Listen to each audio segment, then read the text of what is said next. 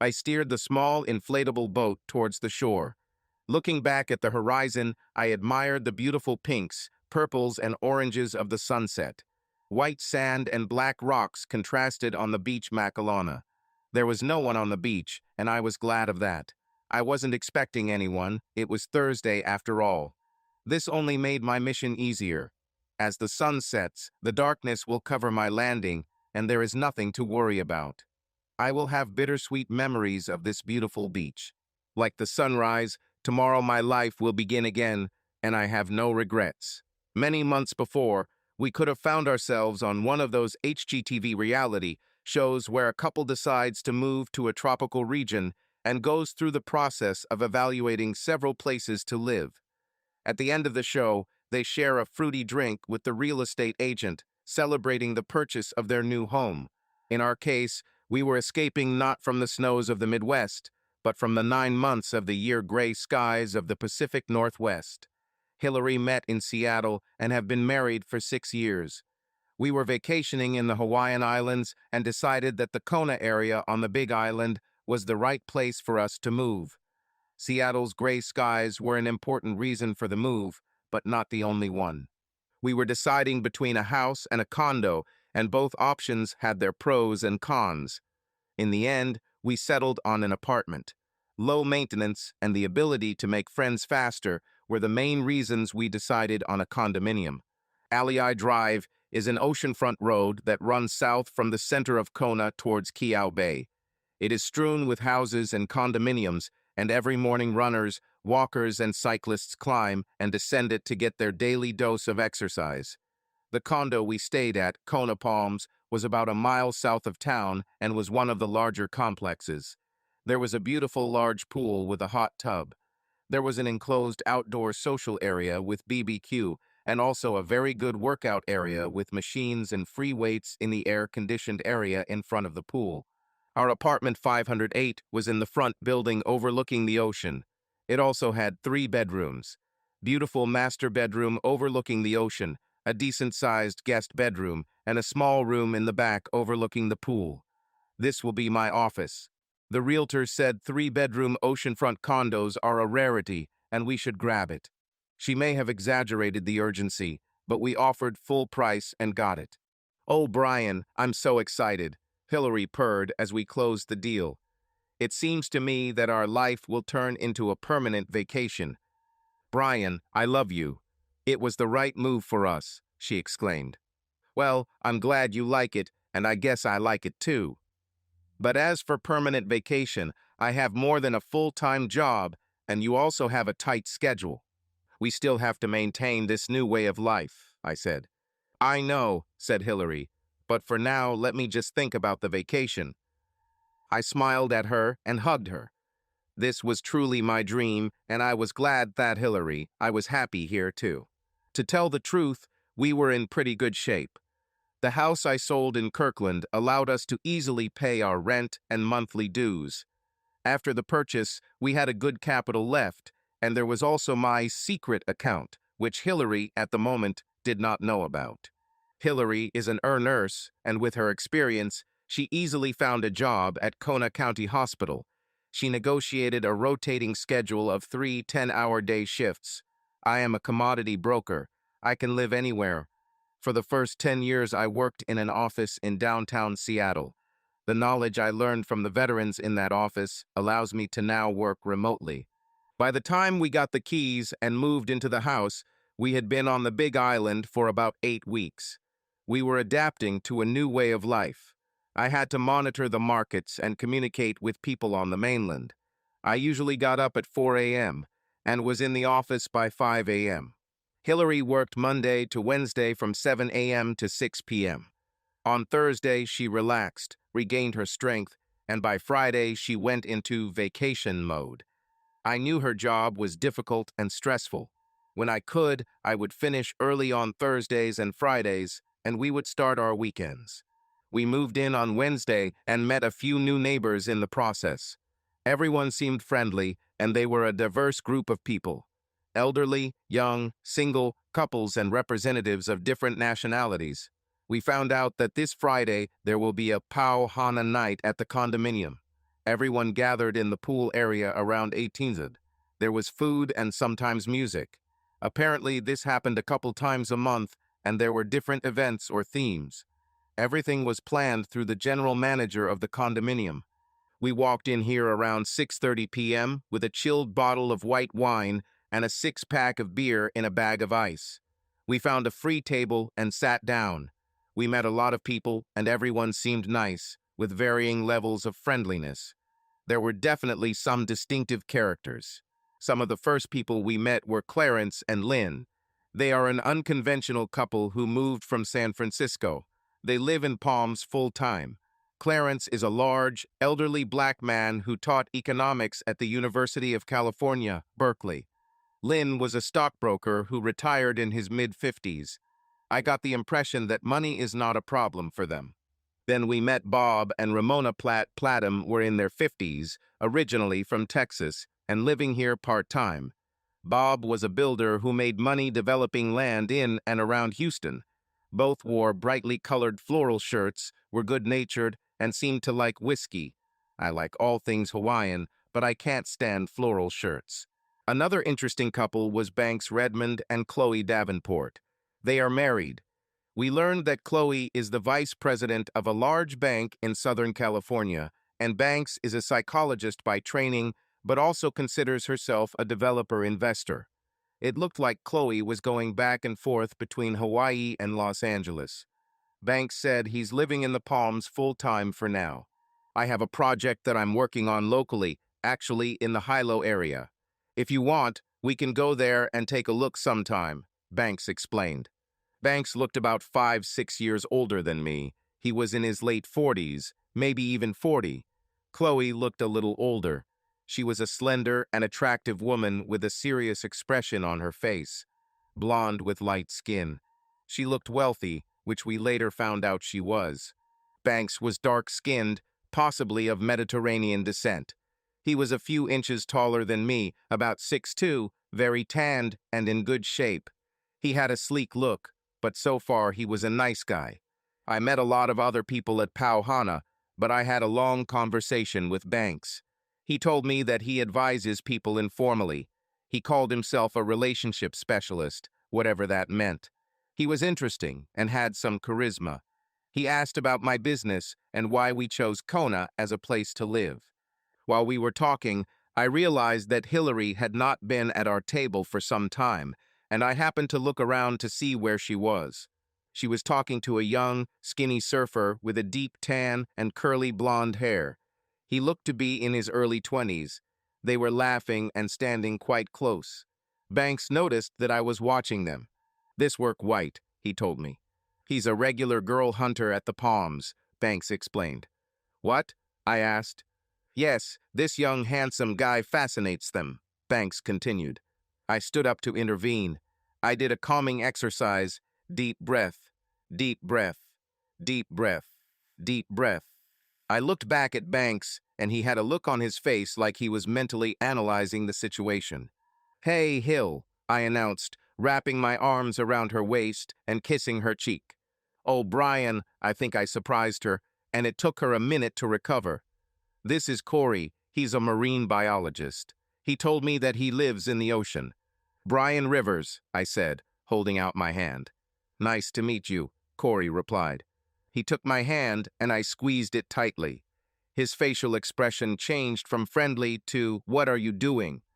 Deep breath, deep breath. Hillary continued to tell us how interesting he was, how he invited us to go on his boat to see the dolphins and sharks, and so on and so forth. I just stood there with a stupid smile on my face and nodded. "See you," I said, and directed Hillary back to our table. When I looked back, White gave me a puzzled look. We returned to our table and Hillary began talking to Chloe and Ramona. I just watched events unfold. My attention was constantly drawn to White. "Don't worry, he never preys on married women," I heard a deep, booming baritone voice. It was Clarence. "Sorry?" I asked. "I saw you watching young Mr. Benson White," said Clarence. "He's a nice man, and he doesn't look bad either. But I wouldn't worry about him or any married women.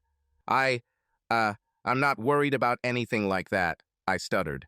I was a little embarrassed that Clarence noticed my jealousy. In any case, my boy, rest assured, Corey is young, but he has his own set of rules. Married women are definitely not available to him. He and I had many ethical discussions. Thank you for this information, but I assure you it does not bother me, I replied. Okay, all good relationships are built on trust, Mr. Kendall Rivers, Clarence said and walked away, giving me a friendly pat on the shoulder. Sitting at the table, I thought about Clarence's words. This was almost exactly a year ago. We were invited to a party by one of Hillary's coworkers when we lived in Kirkland, near Seattle.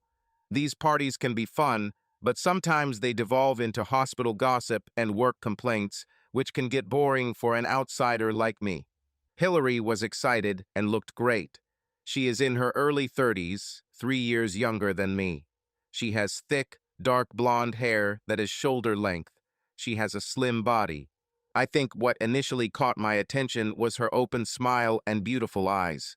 To tell the truth, when I first saw her, I was only interested in physical contact, but then I got to know her better.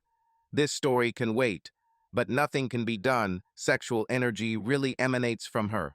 I'm used to the fact that she attracts male and sometimes female attention. I'm just trying to stay calm. Deep breath. Deep exhale. Anyway, we end up at a party at the house of one of her nurse friends and co-workers, Carly. This is a normal crowd. I know about a third of them by name, and another third I have seen at some similar events before. As we walked in, I saw an old high school football teammate, John Washington. He's hard to miss. John is huge and looked like he'd gotten even bigger since school. We played football together at MT Tahoma. I was a linebacker and John played offensive line. We weren't friends in high school, but we were friendly. I was glad to see him. We ended up drinking beer, talking, and catching up. It turned out that his wife, Mandy, works as a midwife at Overlake Hospital, the same one where Hillary works. John and I and a couple of other people sat in one corner, talking about sports, women, and general topics. About an hour and a half after the party starts, the energy changes a little. A couple of the guys in the group I was with look towards the door and the talking stops for a minute, and then there's loud shouting about something. I look around and a tall, dark-haired guy walks into the party. I'm totally straight, but I have to admit that the guy was good-looking. As I watch him enter, I look across the room at Hillary. She looks at the guy, and then I see Carly and another friend looking at Hillary, Carly whispering something, and then they all giggle. What was it? My antenna is up, but I try not to show it. The guys I'm with start talking about him, and I find out his name is Greg Gorsick. Turns out he'd been working in Boston for the last 4 or 5 years and was now back in Seattle. He's some kind of cool doctor. I look over at Hillary and see her hugging him tightly. When she starts looking in my direction, I rejoin the discussion my group was having. I want to keep watching secretly to see what happens next. I admit I can get jealous, but I try to use my calming techniques to stay calm. Throughout the evening, Dr. Gorsick and Hillary do not leave each other one step. At some point, I notice that they separated from the others and settled in a quiet corner. I can remain calm, but at this point, I apologize and approach them. Hugging Hillary, I look at him and introduce myself. Brian Rivers, I say and shake his hand, Gorkich. Greg Gorsick, he replies with a charismatic smile. Greg, this is my husband Brian, Hillary says. Are you married? He says with a slightly shocked expression. Hillary does not usually wear a wedding ring due to her work in the emergency department. Yes, didn't I talk about this? Hillary muttered. She alternates looks then at me, then at Mustard.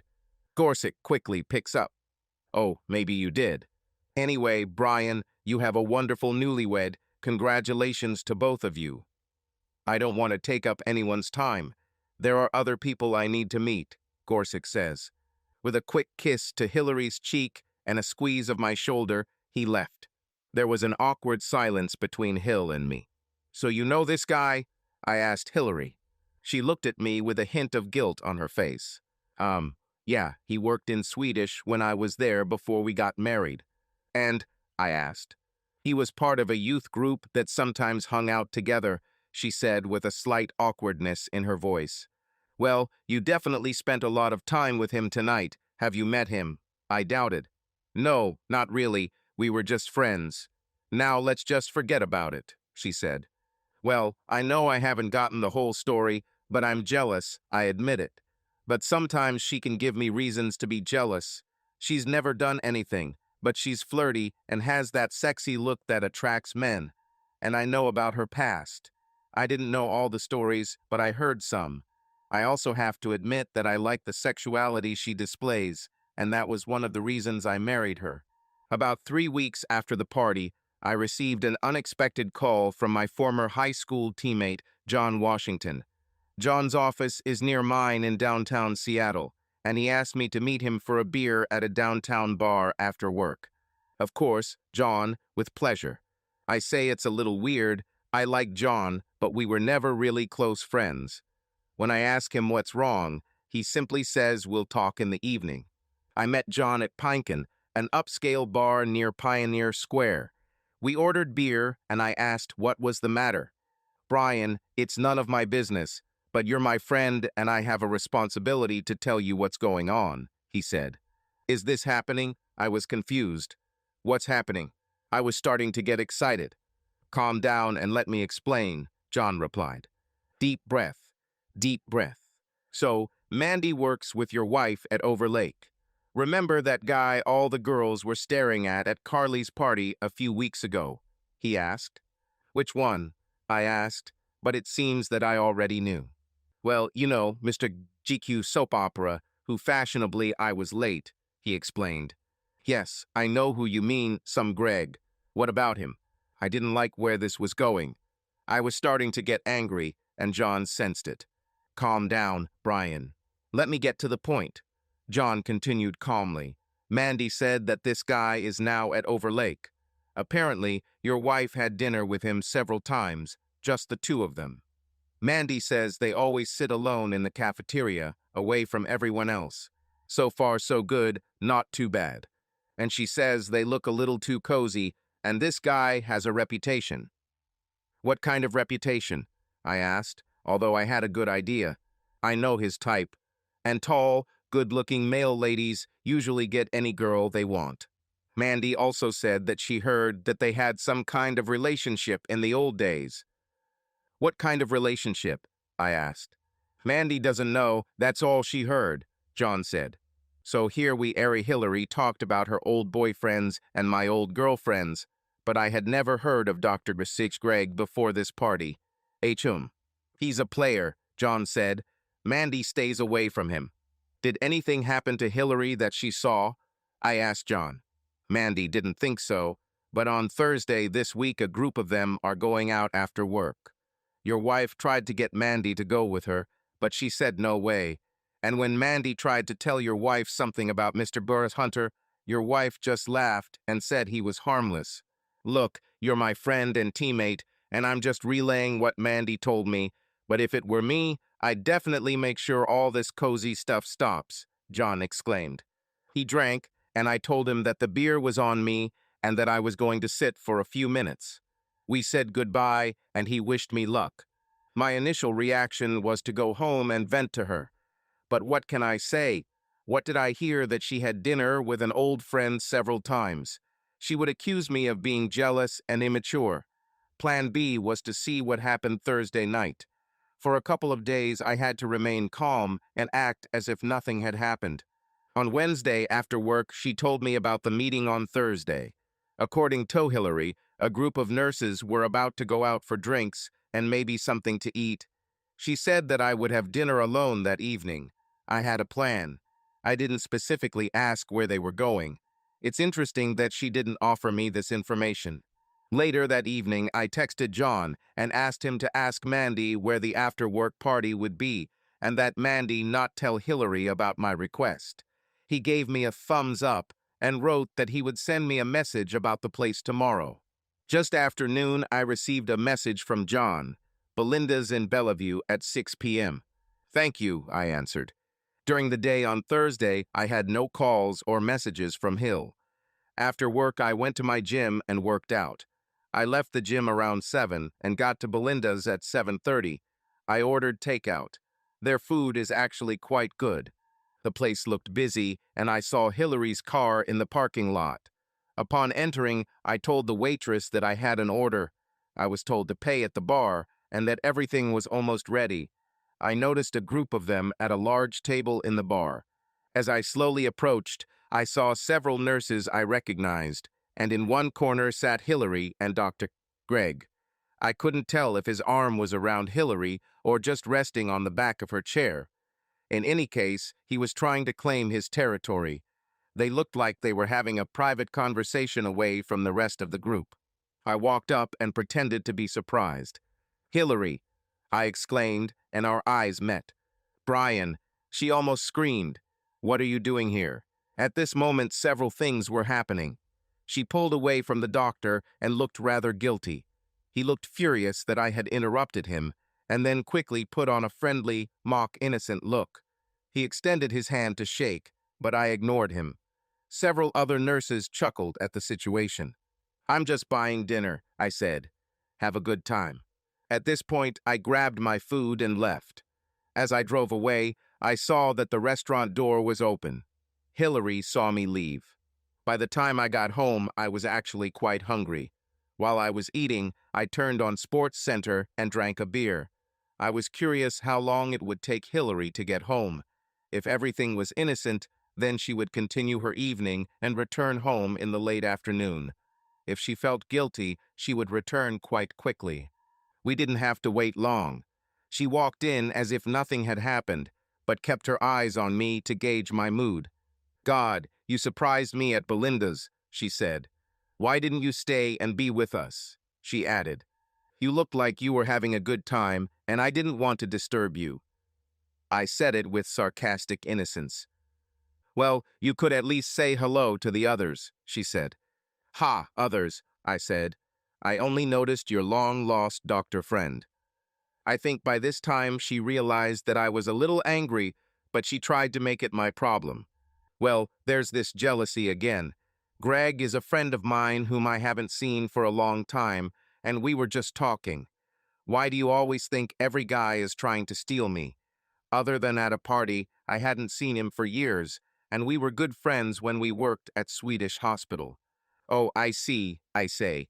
"Besides the party, you didn't have a chance to meet him at work, and that's what you were doing tonight?" I ask. "Exactly," she says. "So you didn't have the opportunity to catch up in the hospital," I repeat. "Brian, no. I'm busy at work," she states firmly, her voice a little louder. "Okay, so no dinners together. And not just the two of you in the corner of the cafeteria several times over the past 3 weeks. So, just to be clear, you haven't had any one-on-one time with a guy they call a girl chaser?" I ask with feigned innocence. "Well, maybe," she says meekly. "Forget it, Hillary. You lied to me." "You know it, and I know it," I tell her quietly but decisively.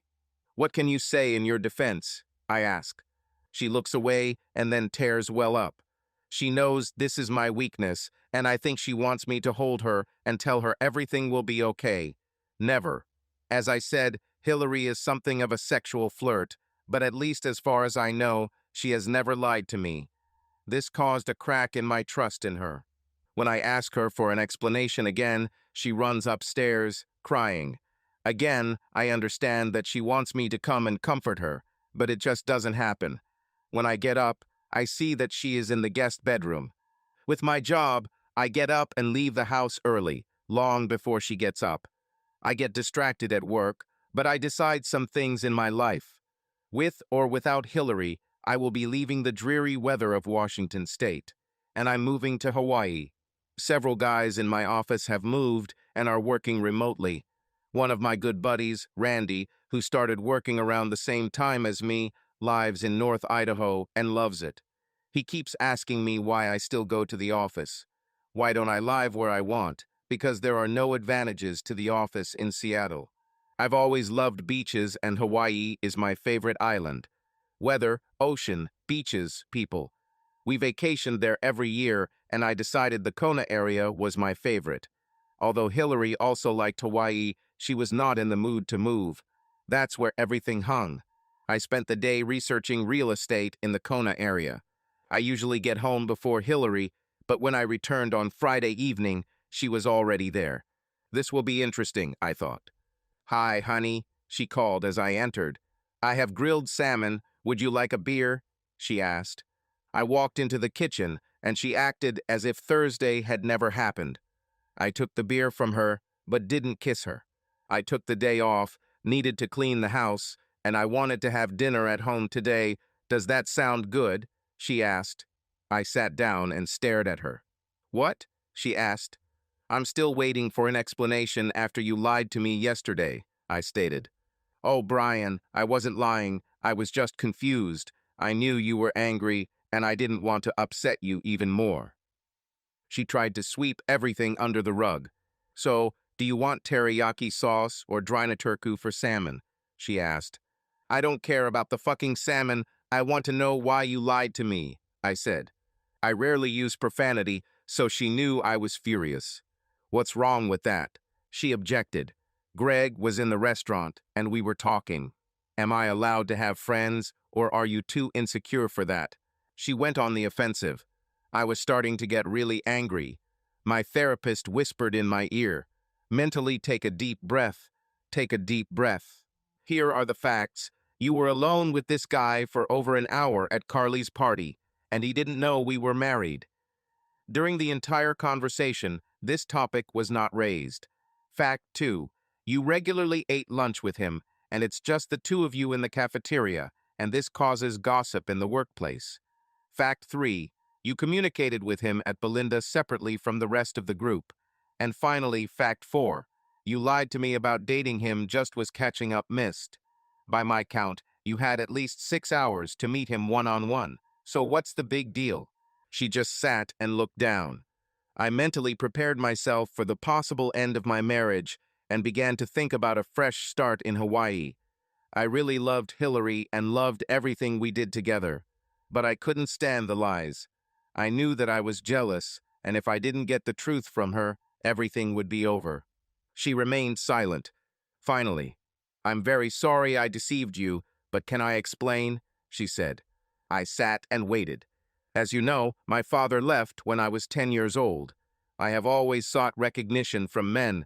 I know you know about this. In high school, I always liked the bad jock boys. I had a certain reputation.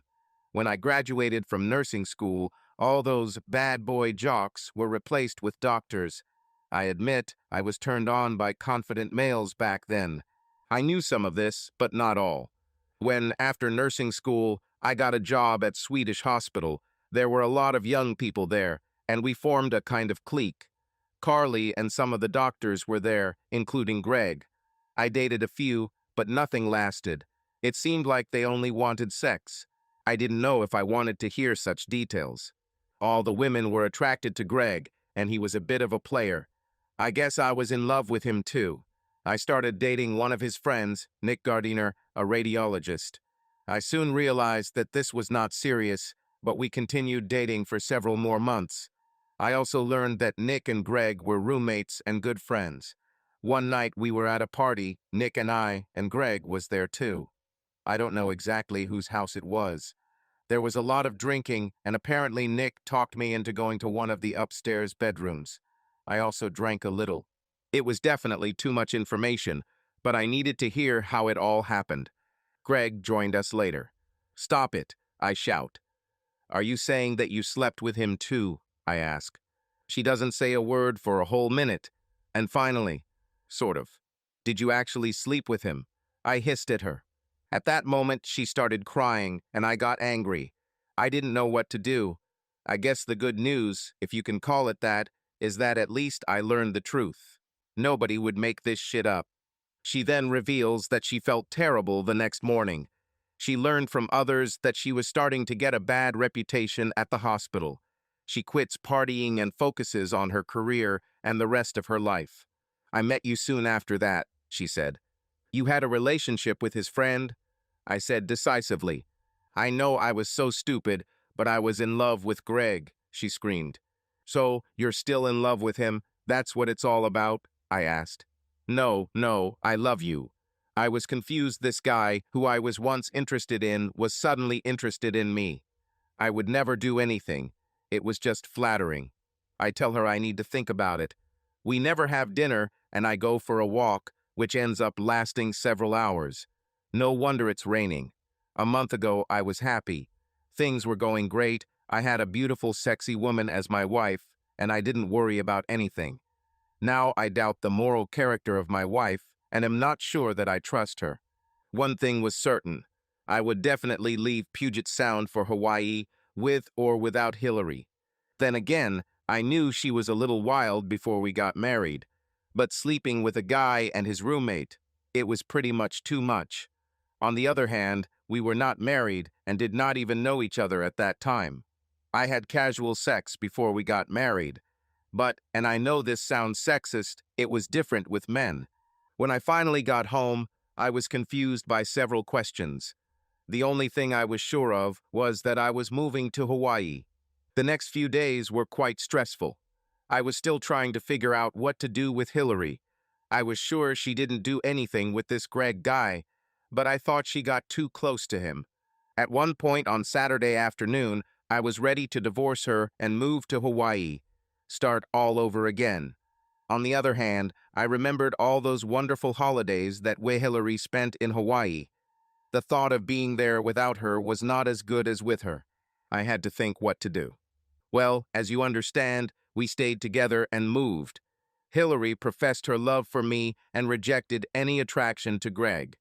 I wanted to believe her, and I sort of did. I needed to look after her. Our life is on Ollie Drive was great. She worked 3 days a week, and I had my own schedule. There were busy times in my business, but there was also a lot of time when I could miss work when Hill wasn't working. My workload went up and down. It really felt like a permanent vacation. I ran on Alii Drive almost every day, and when Hillary was free, we went together. We explored the island and found beautiful waterfalls, jungles, majestic views, and amazing beaches. One of the special things about the Big Island is that it is the newest island in the Hawaiian island chain. That's why there are fewer beaches here. You had to get to good beaches by car, but they were worth it. Our two favorite beaches are Quabe and Hapuna Beach, but one particular beach that we loved was Makalana Beach, Beacham. This Thursday, we decided to explore Beach. We hadn't been there yet at that time. Following the directions from the guidebook, we turned onto the road leading to this beach. There was a chain across the road and a sign with the inscription "Closed on Thursdays." From our spot, we could see the ocean, and it seemed like it was only a mile or so away. We decided to walk on the lava to see it. It was definitely worth it. Beach is beautiful, fine white sand and blue-green ocean. It was an amazing sight. We walked along the beach left and right and realized that there was no one else on the entire beach. Probably because everyone knew that the road was closed on Thursdays. We chose a place to sit in the sun and enjoy the beach. After a while, I wanted to cool off. After we returned home, Hillary went to the shower. I felt like I made the right choice having moved to Hawaii, and the right choice staying with Hillary. The next day, as I was leaving the training room, I noticed Banks on the lawn, slowly and carefully performing a martial arts kata. He's wearing only shorts, no shoes, and no shirt. The guy is in good shape. His skin is golden brown. I remembered that he looked sleek. He is different from me, stockier and more muscular. As I was leaving, he called out to me. "Brian, how are you?" We start talking and end up planning dinner for Friday night. No pau hana this week. We take poke, this one of the main dishes of Hawaiian cuisine, a salad made from raw diced fish at one of the establishments in the city, and on the way back we stop and have a drink at Don the Beachcomber. Banks tells me about his development project near Pahoa in the Hilo area. He has a development plan for the plot of land he purchased. He also talks about his counseling practice. He says his mission is to help couples have more fulfilling relationships. He says his clients usually don't pay and that he gets contacted by word of mouth. My goal is to help people explore everything life has to offer. Don't be limited by other people's ideas and rules, he proclaimed. If you and Hillary would like to schedule a session, we can discuss these concepts in more detail, he continued with genuine charm. I'll think about it, I said. I really didn't understand what he was talking about. When we arrived home, Hillary told me about her conversation with Chloe. She appears to be a smart woman, but she took shots at Banks a couple of times. Hillary also said that K.H. Lowe went out of her way to let her know that it was her money that paid for much of their lifestyle. Interesting. So far, in my opinion, Banks has been a good guy, a little charming, and I haven't seen anything wrong with him at this point. On Wednesday evening, Banks comes to our apartment to show us a real estate prospectus. I tell him I'm not interested. He looks disappointed, but quickly returns to his confident manner, as if my answer didn't hurt him. Most Wednesday nights, Hillary was exhausted from 3 10-hour shifts in a row. Tonight was no exception. Banks was attentive and cheerful, and this cheered her up. He asked about her schedule, and she said that Thursday was a day when she could relax. Most Thursdays we went to the beach with her, where she could soak up the sun, swim in the ocean, and relax. So far I have managed to sneak out on Thursdays to join her. What are your favorite beaches? Banks asked. Our favorites so far are Quabe and Hapuna, Hillary answered. Then she looked at me and winked. Since our first visit, we have visited M Beach several times. I smiled back at her. We ended up inviting Banks to join. To us in Quabe. I wanted her to continue to get to know Banks the same way I did. He had proven himself to be a good friend, and I thought that he and Chloe might become a married couple of friends for us. Hillary wasn't wearing the skimpiest bikini, but this one was pretty tiny. Hillary looked great, and I caught him looking at her a couple of times. I couldn't blame him, but for a brief moment, a small flame of jealousy flared up inside me. At some point, I felt hot and went for a swim. Both Hillary and Banks refused, no big deal. When I was returning from swimming, I saw that they were laughing and joking about something, but when I approached the blanket, they stopped talking about anything. On the way home, Banks asked us if we were diving. Neither of us studied, but we were both interested. Banks told us about the place in Horses, where you can take several lessons and get a certificate. We are interested. Hillary was especially interested. The longer we lived here, the happier I was, and I wanted Hillary to love this lifestyle as much as I did. I was glad that we could start a new hobby together. Banks said that he has a boat, and that he has a special place that he goes to with an amazing reef and always interesting sea life. We planned to go on a boat trip with him in a few weeks. When we returned to the apartment after Banks had left, we discussed the day. You're right, he's a very nice guy. I liked our day today, Hillary told me. I was glad that she thought so. If he and Chloe were going to be our friends, I wanted us all to get along. Hey, what's the big joke you two were laughing at when I went swimming? I asked her. She looked at me, trying to remember what I was asking her, and then quickly looked away as the shadow of a smile crossed her lips in memory. Oh, nothing, Banks was just trying to be funny, she said, and I thought she blushed. Funny? Funny about what? I asked, perhaps too sternly. Nothing, you don't need to control everything like that, she said, and that was the end of it. We signed up for scuba diving lessons. The first step was to take the online course. That's what we did. On Saturday, we met at one of the hotel's large pools to get hands-on use of the equipment. The final stage is 4 open dives to obtain a certificate. Banks told us that he was the instructor, and why don't we practice on the day we plan to go boating with him? This seemed like a good idea. We met at the port and went to sea. We walked a little past the airport, less than a mile away. The water here was blue and calm. We suited up in our snorkeling gear, and Banks told us about the safety precautions the instructor had shown us at the hotel pool. He also told us that the ocean here is not deep, and we will just dive for a few minutes to make sure everything is okay. We wore short wetsuits along with our scuba gear. What about sharks? Asked Hillary. Occasionally, there are small reef sharks. I saw one only once. The big ones, like tiger ones, are not found here, Banks explained. We went down the stairs and carefully began to explore the underwater world. He was wonderful. I didn't have any breathing problems. This is very cool, I thought. I started to go deeper and felt a pain in my sinuses that was pressing on my head. I tried to ignore it, but the deeper I went, the more painful it became. I had to get up. It didn't even pass near the surface now. I needed to get out. I sat on the boat, taking off my gear, and gradually my head began to return to normal. The pressure seemed to be easing.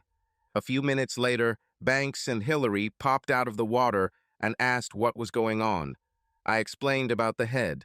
Hillary started to walk up the stairs to inspect me, but I told them to keep diving. I'll be okay. After a short conversation, when I told them everything was fine, they continued the dive. About half an hour later, they surfaced.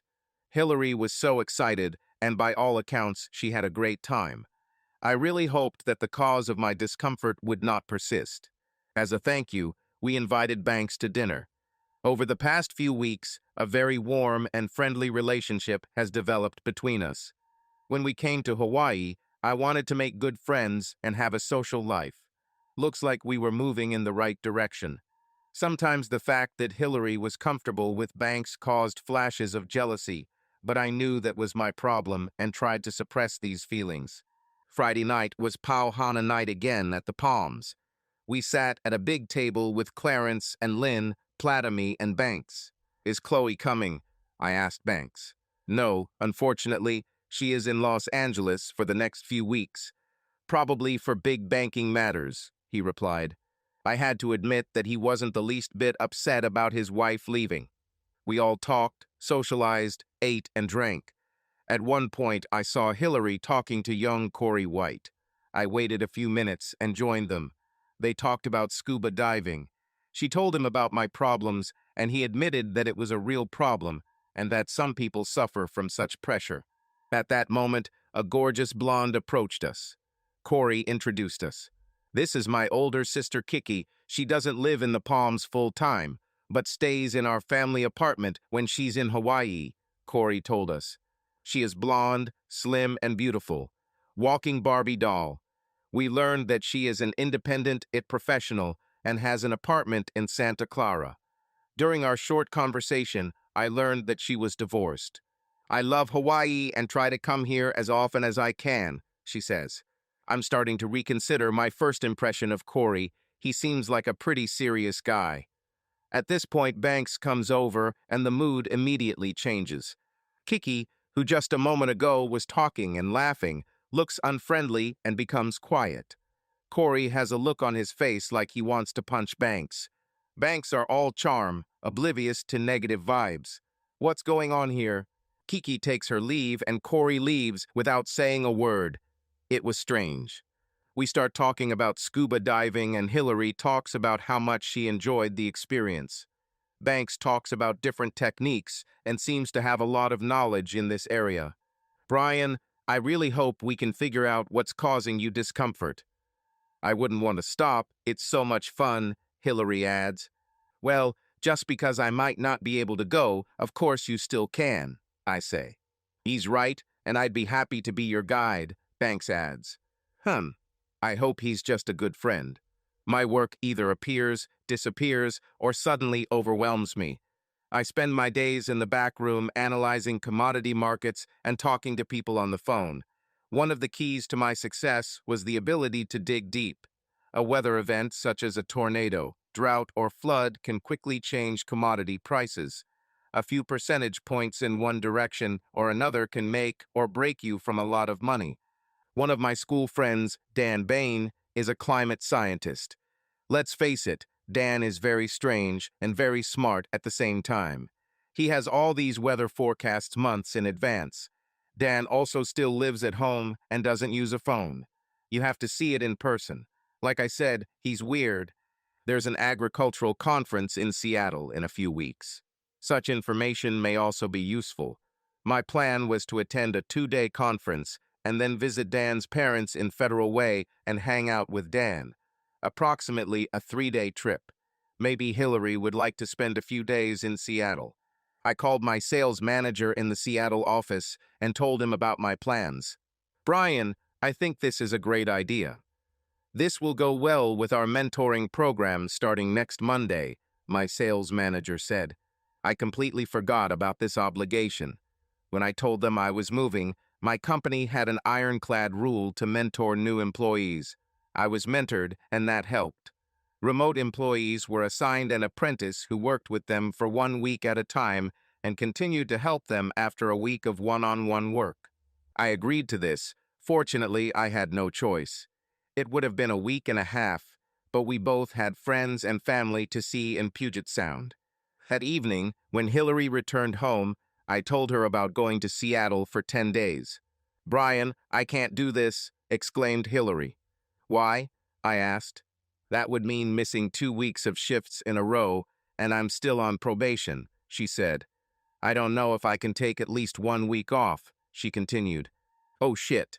I didn't want to be separated from her for so long, but living in a tropical paradise requires such sacrifices. The following week, I made an appointment with an ear, eye, nose, and throat doctor about my scuba problem. The Asian doctor asked me about the pain. He examined my nose, throat, and ears. He paid special attention to my left ear. Mr.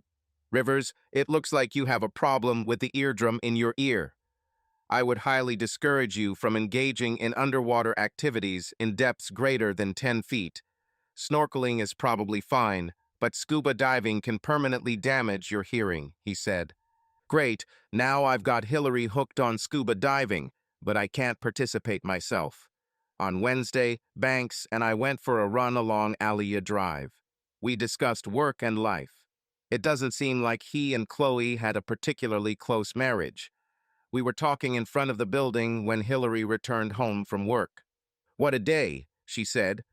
I can't wait until tomorrow to go to the beach. I need to soak up the sun, swim in the ocean, and not think about work, she added. Tomorrow at 9:30, Banks asked. I thought I was a little confused. I was glad that he had become such a good friend that he felt comfortable inviting himself, but he could have waited until we asked him. Sounds good, Hillary said, and that was the end of it. On Thursday morning, I was up and working by 5 a.m. The markets were going up and down wildly, which was very unnerving. The main thing in order to make money was to be a few steps ahead of everyone else. Suddenly, my door swung open. Brian, you are not ready. We're leaving in 10 minutes, she said, Hillary. I completely forgot, I said. There was no way I could leave. Hill, honey, I don't think I can go today, at least not yet, I told her. I saw that she was starting to get angry. At that moment, my phone rang. Before answering, I said, Can you just go with Banks? I asked. She looked at me long and intently, turned and left. I answered the call, and that was the end of it. The good thing about this time zone is that things usually end by mid-afternoon. I thought about getting dressed and trying to find them. I called Hillary, but she didn't answer. I closed my eyes just for a moment, I told myself. I must have fallen dead asleep because the next moment Hillary woke me up. From the shadows, I realized that it was about 6 o'clock. After she comes out of the bathroom, I thank her for the pleasant return home, and I barely manage to make her smile. I ask her about the beach day, and she replies that they went to Kua Bay. I try to find out more details about her day, but she is somewhat uncharacteristically reticent. If we hadn't just had sex, I would have started to suspect that I had done something strange. My work continues to be hectic, and Friday is another long day. Hillary comes and goes from the apartment, running errands all day. The weekend goes by calmly, but I still have the feeling that something is wrong. When I ask Hillary, she says everything is fine. Monday comes and markets become volatile. I make money, but I earn it. I actually make a profit on my independent account. My goal is to retire early and enjoy life in Hawaii to the fullest. Hillary works her regular schedule from Monday to Wednesday. On Thursday morning, I'm working hard, and around 9 o'clock, she comes to see me. Are you going to the beach? She asks. I look up, and she immediately knows the answer is no. I'm engrossed in notes, and both computer screens are on. I have to leave for Seattle next Tuesday for meetings and mentoring, and I have a lot to get done by then. I'm stressed. She kisses me on the cheek with a strange expression on her face, and just as I'm about to ask about the details of her beach day schedule, the phone rings. Soon I'm looking at soybean futures. That evening at 6:30, the dinner table was set with sushi I had bought in town. I kind of wanted to make it up to Hillary because I've been so busy lately. By 7 o'clock, she was still not home, so I finally called her. "Where are you?" I asked. "I'll be there in 2 minutes," she said. She appears and thanks me for a wonderful dinner. I ask about his day, and it looks like he and Banks were at the beach again. I start doing deep breathing exercises to help me stay calm. "Which beach did you go to today?" I ask. She hesitates, looks away, and answers. "Quabe." For some reason, I feel like she's lying to me. I know I'm leaving in a few days, and I want to stay calm, so I don't am asking her. At least for now. After dinner, we both become lost in our thoughts. There was no sex in bed that night, but she snuggled up to me and yawned. "Brian," she asks, "do you think we get the most out of life? It is very strange." "Yes," I say. "I mean, don't you think our lives are boring, as if there is something more than what we experience?" "Not really, but what?" I ask. I have no idea where she is going with this or where these deep life philosophical questions come from. "It doesn't matter," she says, and before we can continue our conversation, she's snoring softly. On Friday, the market suddenly stabilized. I'm not sure how long this will last, but if typical trends continue, the next few weeks should be manageable. I leave the office in the middle of the day on Friday and Hillary is not in the apartment. I call her, thinking maybe we can do something fun this afternoon, but she doesn't pick up. I decided to go for a run along Aliyah Drive. After my run, I take a shower. It seems Hillary just finished his shower. I think it's like two ships passing in the night. She gets out, and I go to the shower. She's not interested. When she comes out, I notice a new tan in the closed areas. I wonder when was the last time we were at M Beach. Friday night is Pau Hana night. On the way down, I'm asking Hillary about her day, but I don't get any specific answers about what she did all day. We settled down in our usual place next to Toplatamy. Lynn and Clarence are there too. Banks are absent. To be honest, I'm already a little tired of him. Plus, it seemed like Hillary was spending more time with him than I was. I try to moderate my jealousy. I see Work White, who I began to really like. We start talking, and he tells me about his research in marine biology. It's quite interesting. "Brian, why don't you go out on the boat with me on Monday? I have something to test this day that I think you might find interesting," Corey said. "Perhaps, but what time?" I ask. The market slowed down, and I worked very hard.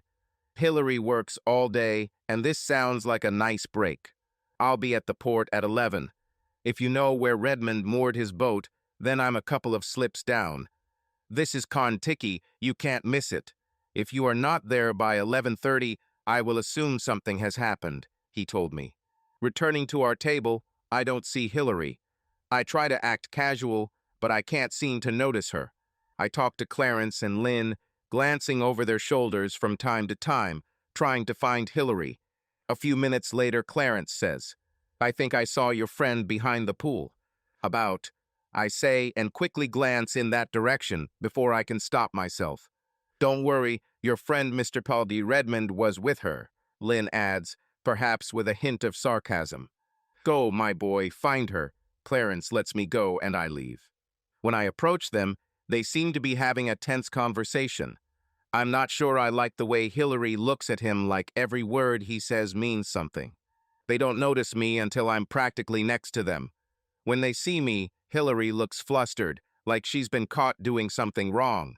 Banks are still charming. I'm starting to see this fascination in a different context. "Brian," Banks exclaims and comes up to me for a hug. I don't reciprocate his feelings. "What kind of privacy is this away from the event?" I ask. Hillary still hasn't said anything and looks like she doesn't know the words. Banks chimes in. "Sometimes the old gang gets a little callous," he says. "I was simply describing to Hill some of my self-actualization exercises. With her stressful profession, There are many ways to stay calm and manage stress, he preaches. Hillary looks at me expectantly, hoping that I will believe all the nonsense that just came out of his mouth. And Hill, since when did they know each other so well? In fact, Brian, we discussed the possibility that the three of us would do counseling together to broaden our outlook on life. As I said before, I do not charge money for my sessions. This is my gift to humanity, he continues. I look straight at Hillary and say, I go back to our friends, drink 2 more beers, and go home. You can join me if you want. I deliberately ignored Banks and all the crap he just said. A gift to humanity. I walk back to our table, and about 30 seconds later, Hillary is next to me. Why were you so rude to Banks? He's your good friend, she asks in a quiet but firm voice. I freeze for a moment, and then I tell her. I'm starting to feel something from him that I definitely don't like. What are you talking about? She asks. With all the stress in my life lately, and knowing that in a few days I'm leaving for Seattle for almost 2 weeks, I really don't want to get into this with her. I make a silent vow to myself to distance myself from him as soon as I return from my business trip. Hillary and I will also have a serious conversation when I return. Never mind it, I say. On Monday, I joined Corey at the Kentucky. We talked about his work, about the ocean and marine life in the area. It's really very interesting, and he seems passionate about it. I'm working on a project to study tiger sharks in the Hawaiian Islands. I collaborate with the Hawaiian Institute of Marine Biology.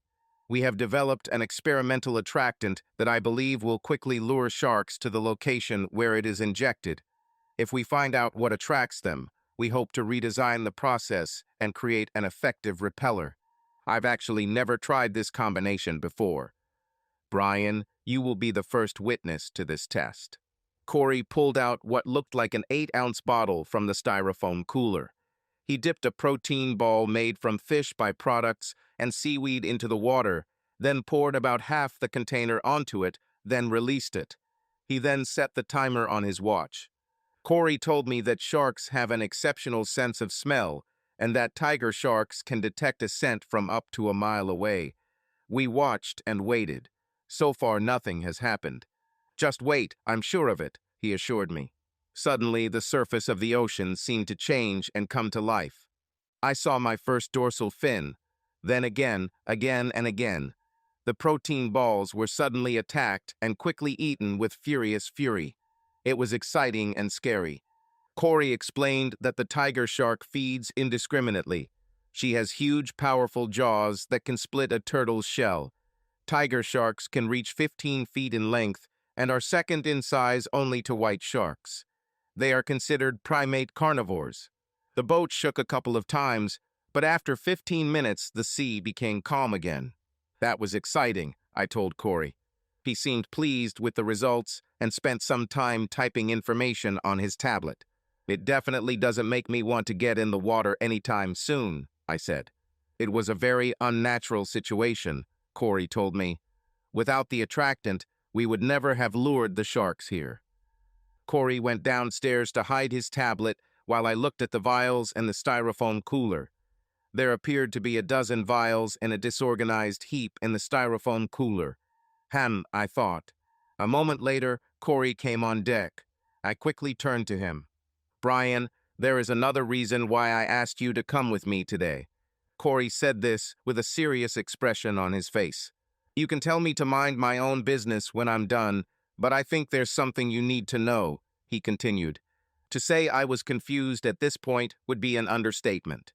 I just kept my mouth shut and listened to what Corey had to say. He asked if I remembered his older sister Kiki. How could I forget this beauty? She was married to a great guy, Ben Green. Ben worked in finance, and they visited the family apartment in Hawaii 3-4 times a year. Ben was able to do some of his work remotely. Apparently, she and Ben had become friends with the other Kona Palms residents. One of them was Banks Redmond.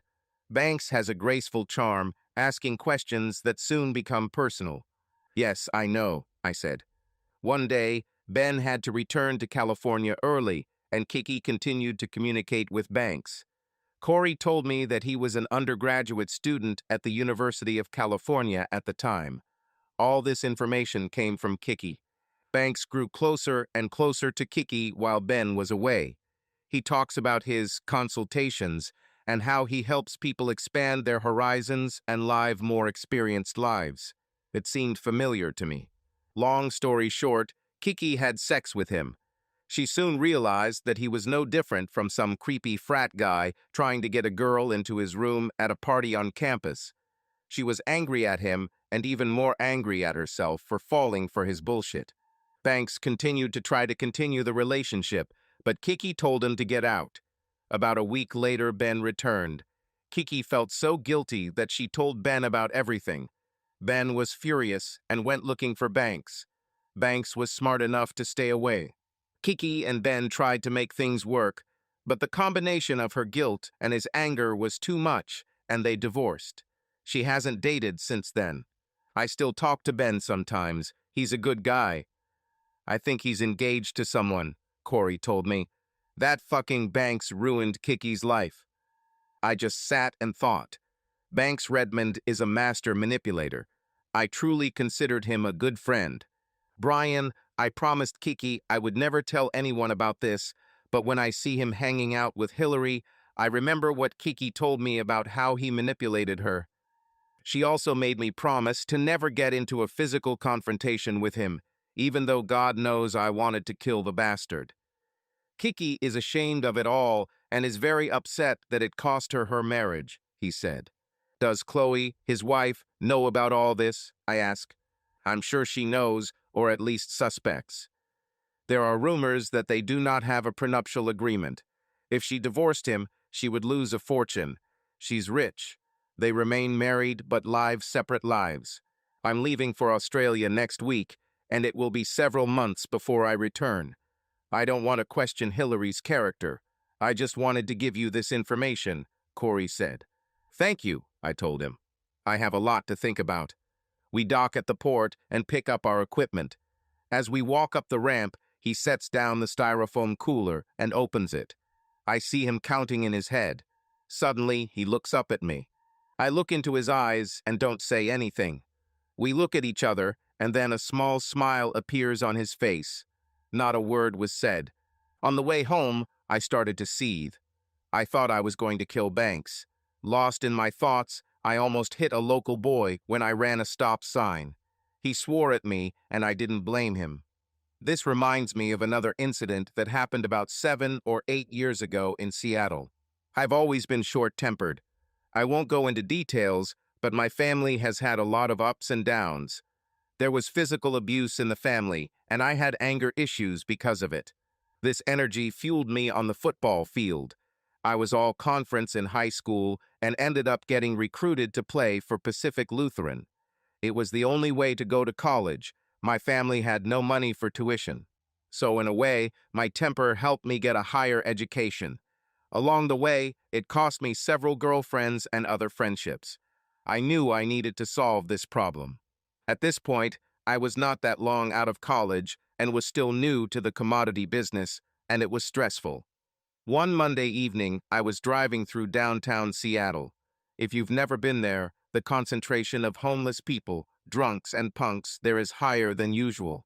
All stressed and not concentrating on driving, I almost hit a skateboarder at an intersection. I raised my palms up to let him know it was my fault. Well, this tall, thin, long-haired punk breaks my headlight. A fight breaks out. I find myself in the back seat of a police car. An ambulance pulls up outside, and on the other side of the intersection is another police car with its headlights on. There are many people around who want to see what is happening. I pray that there is no one there who recognizes me. Fortunately, there were witnesses who told the police that I was attacked first, and that there were 2 of them and I was alone. Some even have phone footage showing they were the instigators. They collect my data and release me.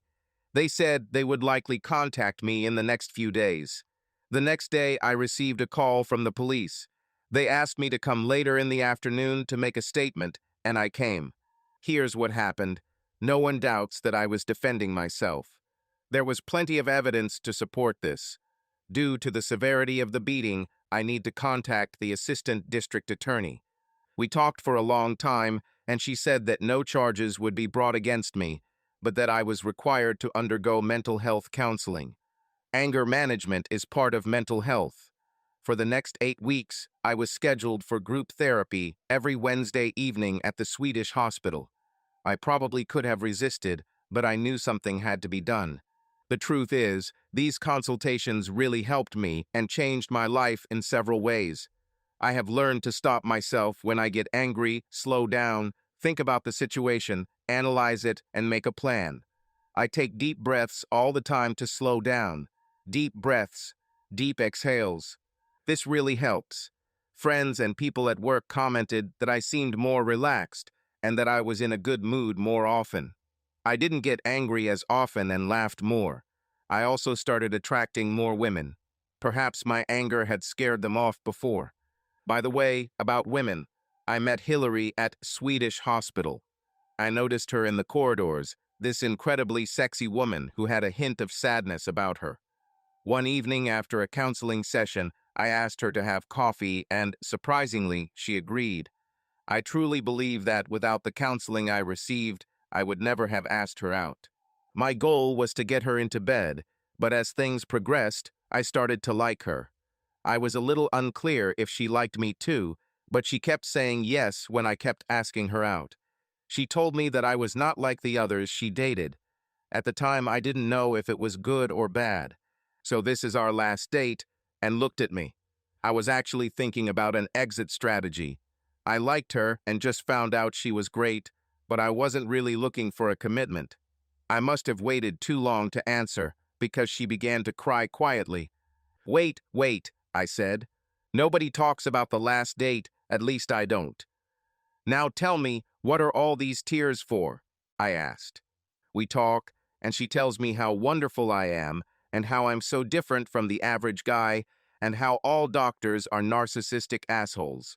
I don't ask her too much about all those asshole doctors, but I'm sure she has a few stories. I think of Hillary. She looks great. She's fun to be around. She has brains, not an empty head. We continue to meet, and as you already understand, we remain together. At least for now. At the intersection at Aliyah, I stopped to collect my thoughts. I don't know if anything happened, but now I know Banks' modus operandi. My goal is to get Hillary and myself out of his web. After this, I will need to come up with a serious plan for Hillary. As Clarence once told me, good relationships are built on trust. Right now, our foundation is not as strong as I would like. I'm thinking about canceling the trip, but I'm preparing for a big step in the next few weeks. The market is ripe for profit. I know I'll gain a little more knowledge at the conference, and more importantly, from Dan, my brilliant climate scientist friend. I am confident that I can take the right steps. I'm calm, I'm in observation mode, and I'm going to see what happens with Hillary and Banks. On Monday evening, she returns home and is in a bad mood. I'm trying to figure out how to approach her, but the time is not right. I know that if I push her at the wrong time, it could backfire and make it much more difficult to get any information. Tuesday evening goes a little differently. After work, she becomes calmer and friendlier, and we enjoy a nice dinner. I tell her that Clarence and Lynn are taking me to the airport on Wednesday, and could she pick me up a week later on Friday? She agrees. Hillary, I ask, are you sure you can't come with me? It will be like a vacation. I know the chances are slim, but I have to try. She doesn't even consider the possibility and quickly dismisses it, citing work as the reason. Then I begin to broach the uncomfortable topic of Banks. I tell her that I think we need to distance ourselves from him a little. I tell her, without elaborating, that I've heard some negative things about him. I ask her to stay away from him while I'm gone. She explodes. How dare I say such things about our friend? Banks listens to her and has begun counseling her, and she is feeling much better, she adds. Now I want her not to communicate with him until I'm gone for 2 weeks, and she has no other friends. She got angry, and now I'm angry. I don't trust him, and neither should you, I declare. Well, jealousy again, she says. And then everything goes downhill. She ends up sleeping in the guest room, even after I try to apologize. This evening really went awry. Before leaving for the airport, I feel like our marriage is on the rocks, and she has no idea how serious our situation is. I remembered a bumper sticker I saw once. The first line reads, "If you love something, set it free," and the second line reads, "If it doesn't come back, hunt it down and kill it." I thought it was appropriate for the situation. Due to the time change, it is evening when I land. I rent a car and go to the Marriott. It's 9:30 p.m. Pacific time, which means 6:30 p.m. in Hawaii. I didn't call her that evening. I'm tired. The next day, there is an agricultural conference, and I am collecting good information. After that, I communicate with several people and learn a lot of useful things. I'm typing my notes on my iPad when someone says there's a cocktail party in the next room. I look at my watch. It's a little after 6 p.m. Pacific time, which means it's 3 p.m. in Hawaii.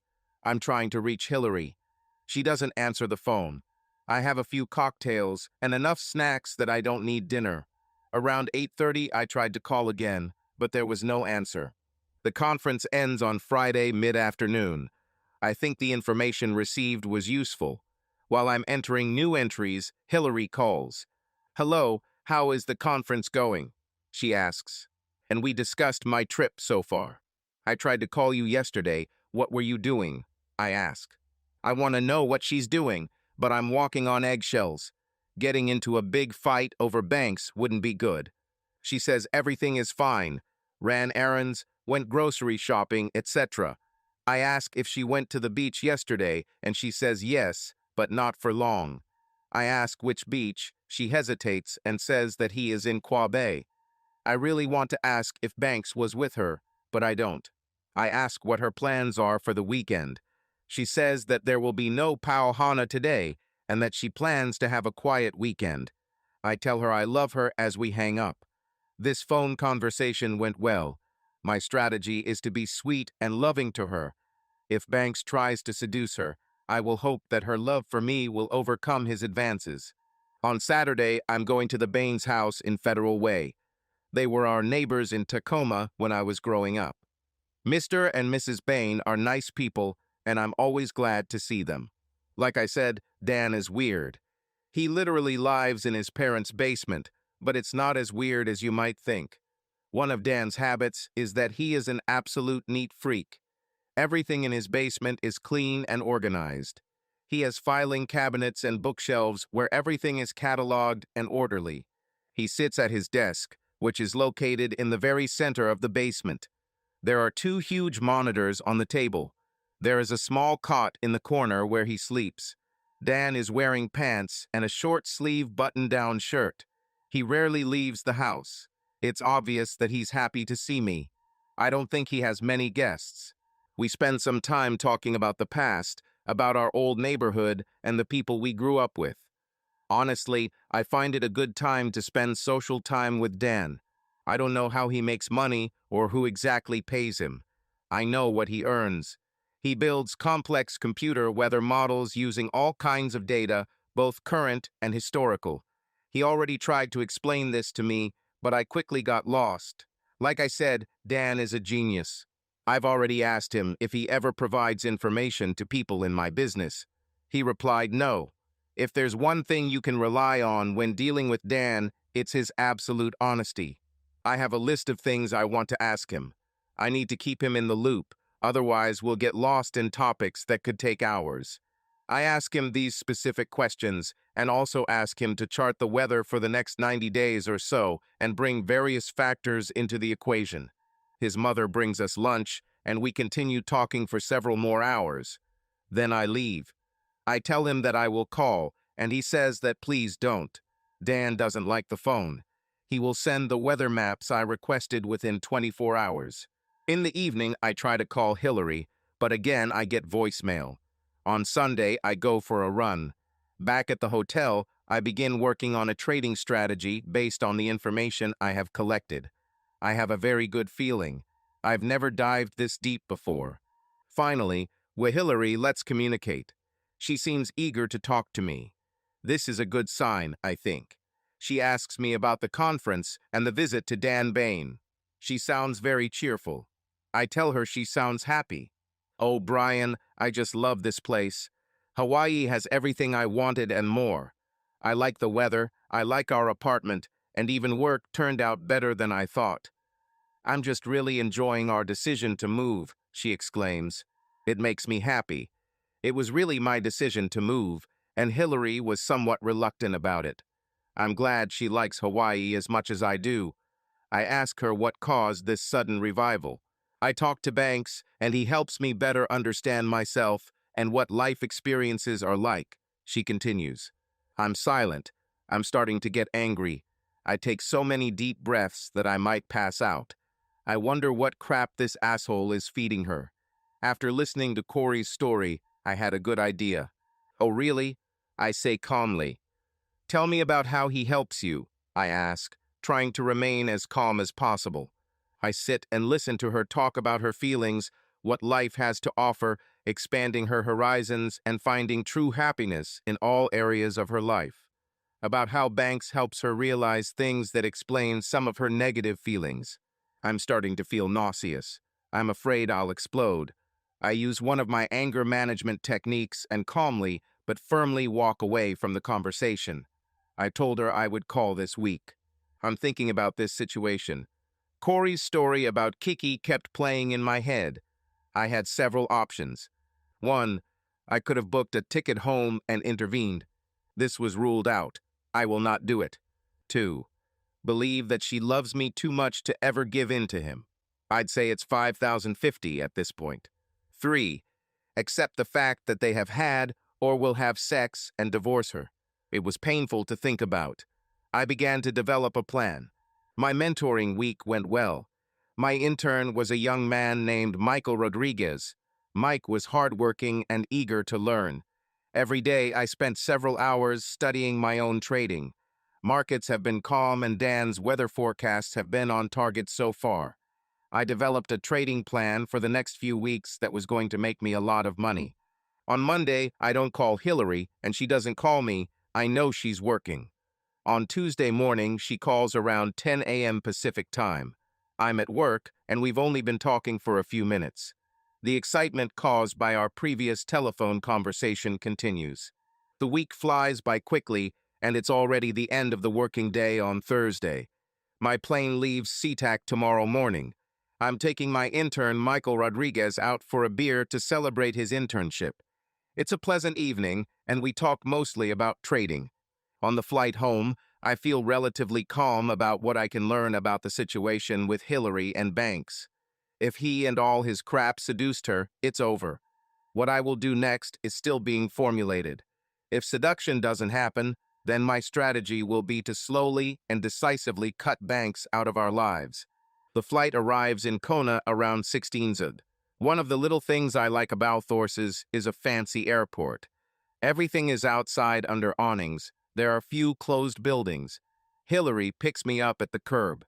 Hillary is in a good mood. A little strange, but good. She talks a lot, laughs a lot, and smiles a lot. She asks me about the trip, and when I start telling her about the Baines, about my student, or about something else, she seems to become uninterested. She asks me another question before I even finish answering the previous one. Strange. It's Friday, and the pool is hosting a Pau Hana event. I'm tired, but I still ask her if she wants to go. She says she doesn't care. I don't mind if we don't go, she says. Well, that's weird too. Hillary loves any party, and for all the time that we have lived here, we have not missed a single such event. I'm wondering if there is some reason why she doesn't want to go. I think it would be fun, I say. I've been on the mainland too long, and I want a glass or two of Mai Tai. Hillary pauses for a moment. I wouldn't mind being alone with you, she says and strokes my thigh. Okay, I say. We'll go away for an hour or so, and then we'll reconnect, I declare. Hillary doesn't say anything, but the issue is resolved. We arrived a little after 6 to the usual group. Everyone's here, but I don't see Banks yet. It's a very typical evening at Pau Hana. We see Clarence and Linplateau and Nisimoru, a couple who moved here a few months ago. I know Corey is in Australia, but I see Kiki across the street and I get up to talk to her. I know I can't say anything about her relationship with Banks. I promised Corey I wouldn't.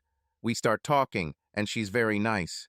She tells me she's staying in their family apartment indefinitely while Corey is in Australia. She explains that sometimes it's better to be in the condo while Corey is away.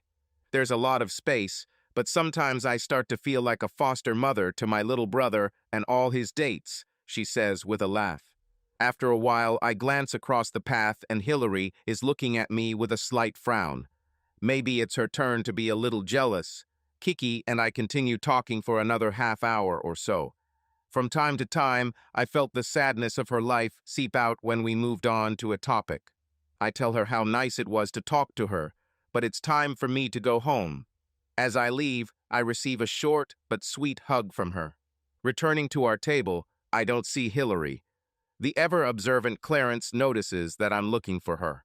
I think Mrs. Fletch Rivers left 15 minutes ago, he tells me. Oh, she must have gone back to the condo, I say, heading toward the house. Brian, he says, I think she was heading towards Mr. Disbury Redmond's apartment.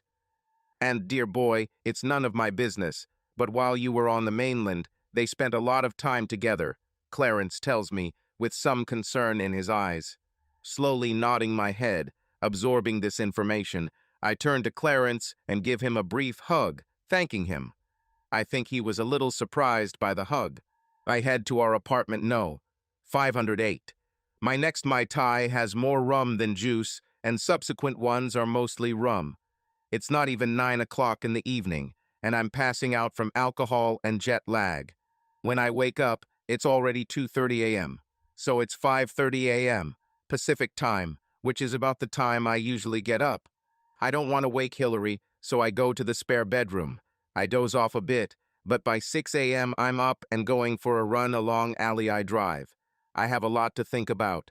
Hillary's behavior, Banks, the commodity market, Clarence's comments, and I'm also thinking about Kiki White.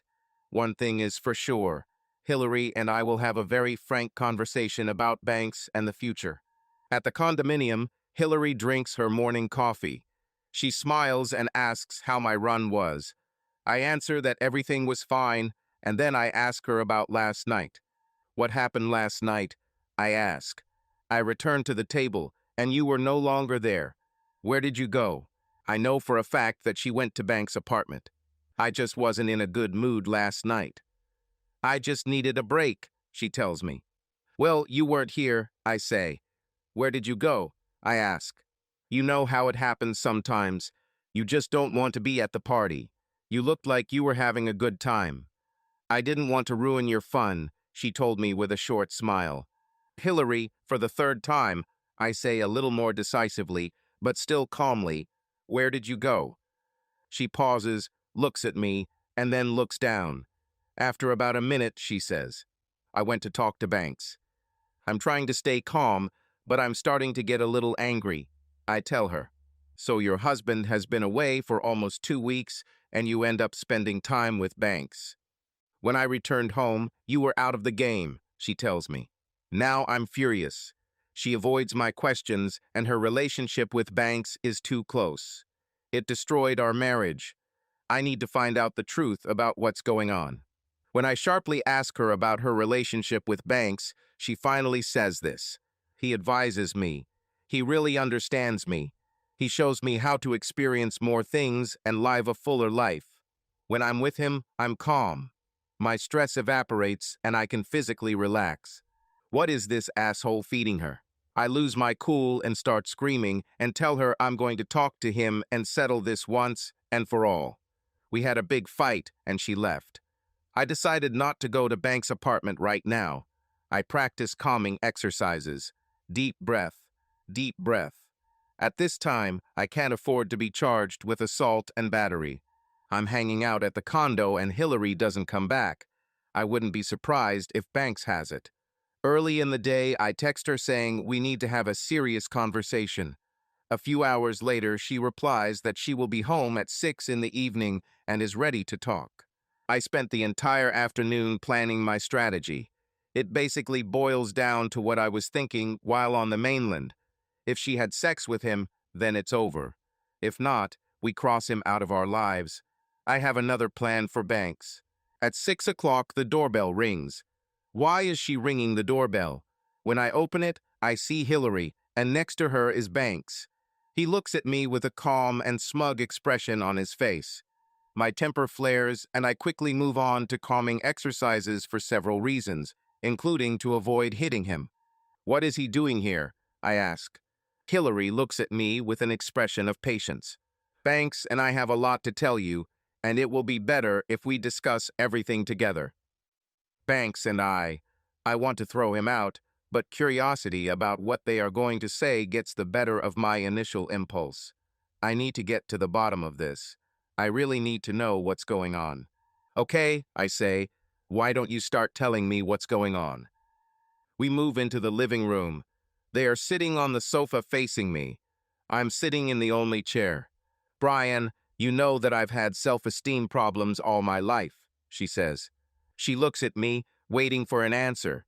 I just stare back at her blankly. So, she continues, I'm starting to understand the origins of some of these problems. Banks reveal this information to me. I feel so strong and happy. For the first time in my life, I feel truly happy. So you want to say that you are not happy in our marriage? I ask her. No, Brian, honey, I love you. You are wonderful. It's not about you, it's about me, understanding myself, pushing my boundaries, and ultimately becoming the best life partner for you. Banks teaches me a lot, she says. I'm already close, Brian. I'm almost at the point where I can live life to the fullest, she pleads.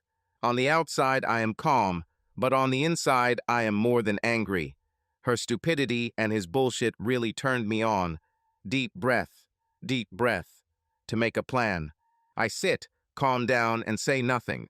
They probably think I don't understand. Brian, Banks interjects with a professorial air.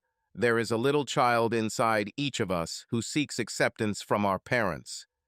Hillary has problems with abandonment related to the passing of the father. She used her looks and sexuality to try to gain this recognition. Are we in our first year of psychology? I wonder if this idiot believes the bullshit that comes out of his mouth. He goes on to talk about expanding your horizons, breaking down personal barriers, and learning about all aspects of life. I'm starting to get tired of it all and actually switching off, but I notice one thing. Hillary looks at him almost the same way I saw her look at Dr. Greg Mustard many months ago. All his chatter seemed to come to an end, and he told me something that shocked me. Hillary will stay with me for the next week so that we can overcome the last barriers and prepare her for a full life. What? I exclaimed. Are you moving? I asked. It's hard to stay calm in the face of news like this. Brian, honey. She's literally on her knees, hands clasped, as if in prayer. It's just for a week or so, she pleads. A reassuring smile appeared on her face, as if she wanted me to understand the importance of all this. Are you sleeping with this guy?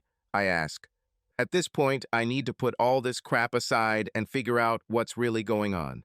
Oh, Brian, sex is so unimportant in the scheme of life, she says. Banks nods sagely, as if his student has learned his lesson and the professor is confirming it. Brian, says Banks, the human species has many ways of communicating. Sight, sound, hearing, and of course, touch. Old morals can limit people in what they can experience to live their most fulfilling life. So, in a very vague way, he just told me that they were sleeping together. I remember that first time on the beach when he looked at her in a bikini.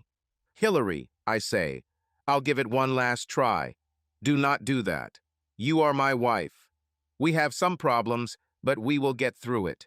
Do not leave me. Darling, she begs, it's only a week. One little week from our life. I will come back and be the best version of myself for you for the rest of our days. She says this, looking at me with the same blissful smile on her face. After these words, Banks stands up, and Hillary follows his example. As they walk out the door, she shouts to me, I love you. I hardly slept that night. I know my marriage is over, and I'm not as sad as I might think. Most of all, I'm angry. I'm mad at Banks in particular. I start to think about my plan. I did some research, and I think I've determined what type of predator Banks is. He considers himself an apex predator. He needs to have another man's woman and for him to accept it. This won't happen here. On Sunday morning, I go for a run along Aliyah Drive. There was a crowd on the street this morning. Along the way, I get lost in thought as I work on my acting skills. If my plan is going to work, I have to be believable. On the way back, I saw Kiki at the building. I wave at her and we chat. She said she was going for coffee. I ask if I can join her. Is Hillary going to join us too? She asks. I hesitate and then tell her that we are not together. She says she saw us together 2 nights ago at Pauhana. I tell her it's a long story if she's interested. I think with all the gossip at Kona Palms, she already has an idea. Of course, I'm interested. Let's have coffee, Kiki answers. We're going to Java on the rocks. It's outside, and I'm impeccably dressed in my running clothes. I tell Kiki a very short version of my situation with Hillary, and with Banks, she's quiet, just taking it all in, but I can tell it's very close to her heart. We both suffered because of Banks Redmond. While we are walking back, we talk about other topics, and we have a very good conversation. I'm starting to like Kiki. We get back, and I ask her if we could meet next weekend. She starts shaking her head in refusal, and I stop her. Kiki, I'm not Banks, I say. I like you as a friend. I am currently married, but I expect my marital status to change very quickly. You know why? Come on, 2 friends are still dating together. She smiles, and it's like sunshine. Okay, I think. I'd like to see you again. But for now, we are just friends. She gives me a brief hug and kisses my cheek. As she leaves, I notice that there is a spring in her step. It's Monday and the markets are quiet, but I have a feeling that change is coming quickly. I have studied Dan's models, and they match the information received at the agriculture conference. I'm making big moves in corn and coffee. I'm entering soybean futures. I take all these steps before the market has a chance to react. I have my own LLC, which is buried in several offshore corporations. It's legit. I just like to keep everything separate. It may eventually lead to me, but it will require a lot of resources. This is my secret account. Through the LLC, I enter into my own transactions. If I do everything right, I will have at least $500,000 in my secret account. In fact, it could go up to $1 million. I haven't seen Hillary or Banks at Kona Palms since Saturday night. That's great, but I need to contact Banks as part of my plan. I'm in the office early on Wednesday morning, and so far so good. I see a trend, and it seems others see it too. The big difference is that I got in while prices were low. Specifically, at 9:30 a.m., I am walking around the Palms grounds. On the lawn, I see Banks doing martial arts. I quickly transform into a beaten, insecure person. I stop him and apologize. I scared him, and I think at first he thought I was going to attack him.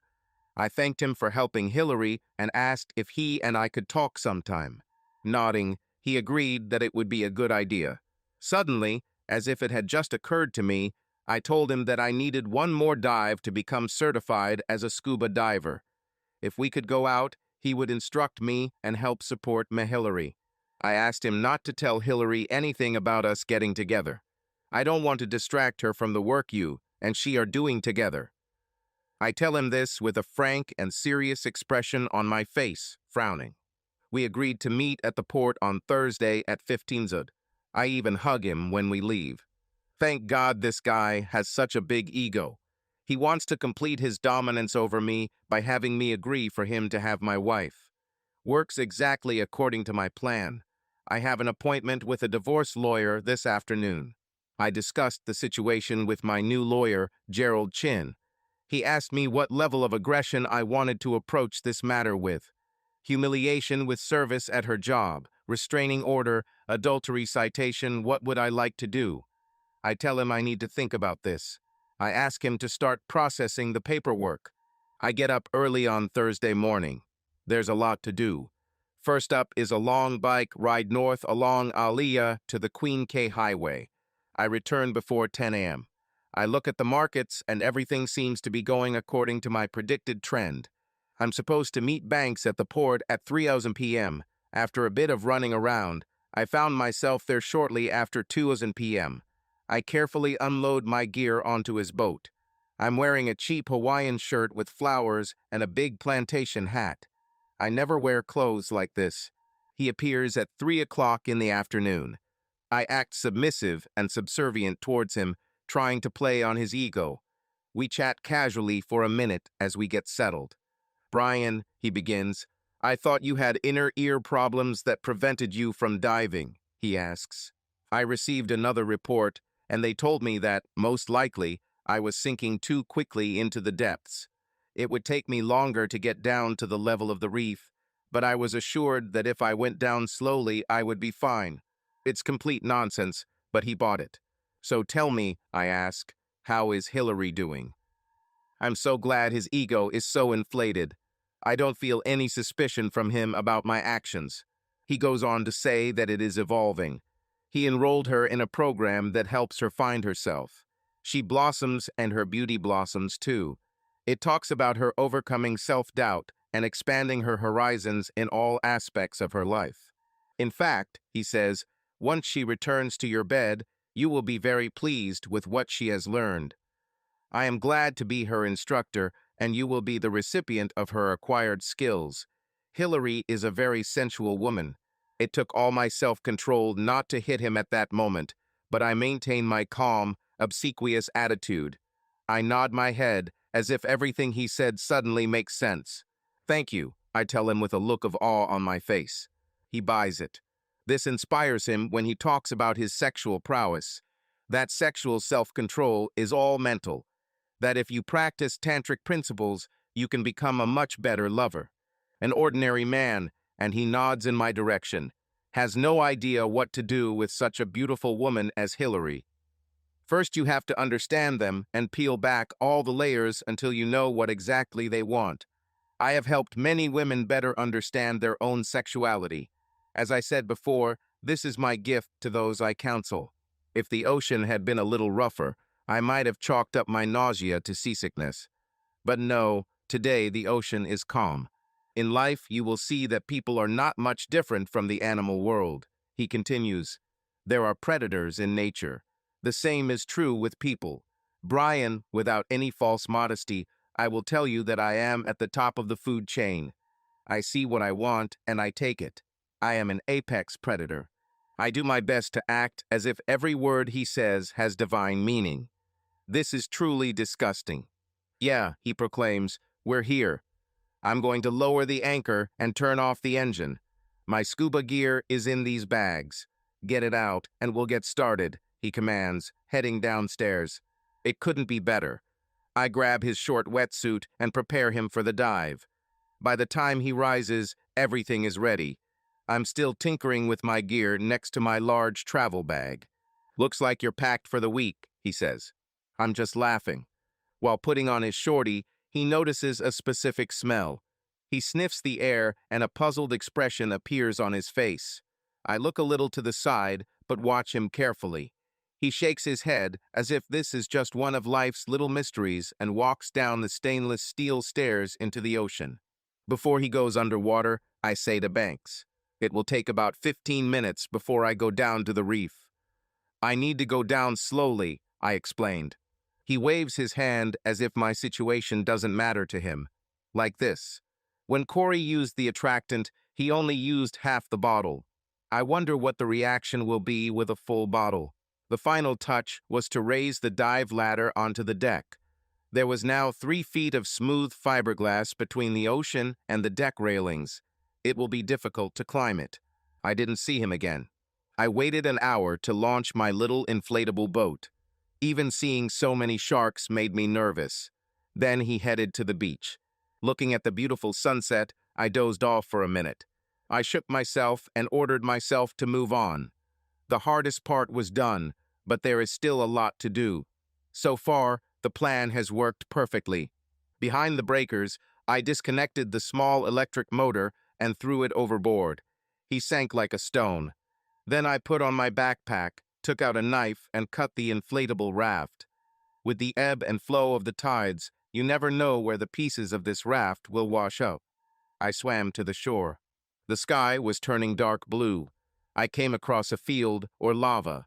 I hid all my running equipment deep in the field, away from where they could be found. M Beach is closed on Thursday, so I was doubly protected from potential thieves. I found my hiding place and changed into running clothes. Putting on my backpack, I carefully walked along the uneven surface towards the highway lights. It was an 11-mile run in the dark back to Kona Palms. For the first half of the journey, I was energized by the adrenaline of this day. The last half was difficult for me. It had been a long day, and I had run out of energy. By the time I got home, it was almost 9 o'clock. That evening, I just sat in the apartment and thought. Mentally, I reviewed the past day. I didn't think I was noticed as I walked toward Banks' boat. I was wearing a funny shirt and hat. I didn't lean out of the boat as we left the harbor. I wiped down all the things in the boat that I remembered touching. In the end, I decided that no one saw me run out onto the highway. It was dark. The events of the past day were replaying deep in my thoughts. Despite Banks' death, I didn't feel an ounce of remorse. I know that I will never be able to tell anyone about this day. Friday was a new day, and I was back at work at 5 in the morning. Another ordinary day. Markets behaved as more aggressive models predicted. I slowly sold my positions. I left the game. I calculated that my trading commissions alone brought me about $40,000. For my LLC, my gross income before taxes was over $700,000. By mid-afternoon, I was a little surprised that I hadn't heard from either Banks or Hillary. By evening news, there was a missing person and an abandoned boat anchored off the coast near the airport. On Friday evening, Hillary knocked on the condominium door. All day I thought about how to play this out. I knew this moment would come. Hillary, I say in surprise, what do you need? My role is the abandoned husband. It's actually not that difficult to play. She hugs me with tears in her eyes. Brian, Banks is missing. They found his boat at sea, but he wasn't on board, she cries. I don't return hugs. My arms hung limply at my sides. I pull away from her and ask what happened. Brian, it's all over the news, she says. They found his boat, but there's no sign of Banks. Now she's crying. I look at her as if trying to comprehend the situation. I pause and then say, I'm sure he will be found. Most likely there's nothing to worry about. She looks at me with a glimmer of hope in her eyes, thinking that maybe I'm right. I walk up to her, and she seems to think I'm going to hug her, so I put my hand on her back and gently lead her to the door. I think you said you were moving for a week. You still have a few days, I say without any emotion. She looks at me with a blank look. Brian, you're kicking me out of my own apartment. I need you now more than ever, she stutters. You didn't seem to need me while you were cheating with Banks, I say. No more pretense now, I'm furious. Brian, sex isn't that important. Banks says it's just a different way of communicating. Our traditional morality prevents us from finding ourselves. Please don't let a little thing like sex get in the way of our growth together. Get out, I shout. If I hear that mumbo-jumbo about self-realization one more time, I'm going to puke. She sobs as she leaves. On Sunday morning, Kiki and I drank coffee again. I make sure that we only appear as friends. No hugging, no kissing, no holding hands, nothing. We get along great. We talk a little about Banks, but not too much. First of all, I don't want to seem too interested in him. This may seem suspicious. Secondly, I really don't care. Don't get me wrong, I would love to hug and kiss Kiki. I have a feeling she would like it too. I would love to just hold her hand. For a number of reasons, I have to take my time. Back at the apartment, I turn on the news. The first thing I hear is a gruesome discovery on a popular beach outside of Kona. A severed arm, possibly from a shark attack, washed ashore. Well, it has begun. On Monday, Hillary tries to call me, but I don't answer the phone. Then they call me again. It's the police. They say they are investigating the death of Banks Redmond. They come to my apartment, and we discuss the Thursday that Banks left the harbor. The detective implied that they thought I might have gone scuba diving with Banks. I deny everything. I tell them about my inner ear problems and give them the name of my doctor so they can check if they want. That was the last I heard from them. I changed the locks on the apartment, but Hillary continues to try to get back to me. I hear sobbing voicemails and knocking on the apartment door day and night. On Friday, I call Gerald Chin and tell him I want her served.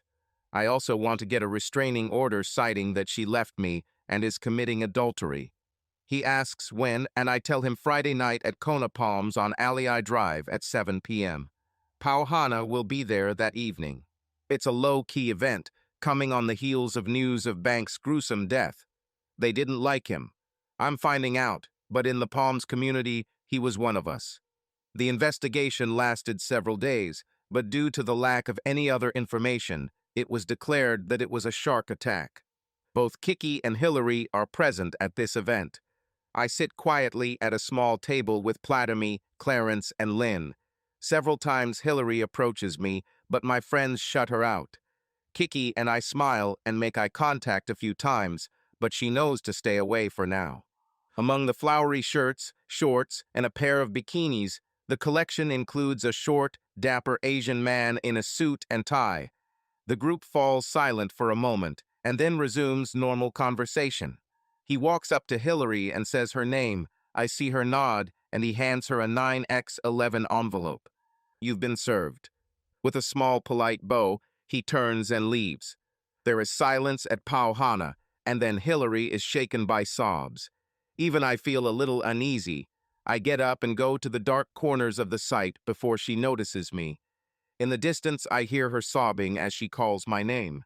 I'm already thinking about getting a room at the Royal Kona for the night, just so I don't have to see her, when suddenly a small hand grabs my arm. This is Kiki. Hey, she says, do you want some company? I tell her yes, but I'm really not in the mood to talk. We went to her house. We talked for a while, and I asked if I could stay to avoid confrontation tonight. She agreed. Just don't take this the wrong way, she said. I understood. I successfully avoided Hillary all weekend and returned to the 508 on Saturday night. On Sunday, Kiki and I had coffee and had a long, frank, and wonderful conversation. We still didn't talk about the future, but I think we both knew we would have a future together. Finally, I spoke to Hillary. She begged and cried. I told her it was over. When she finally realized this, she became furious. She found herself a lawyer, and the battle began.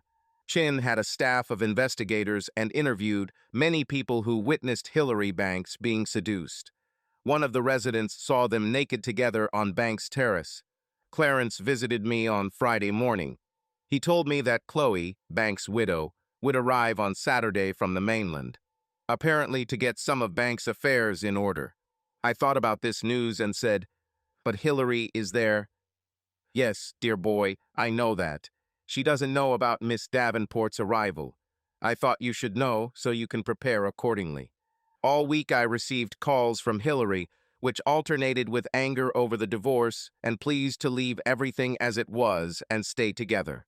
My love for her disappeared. I just wanted to leave.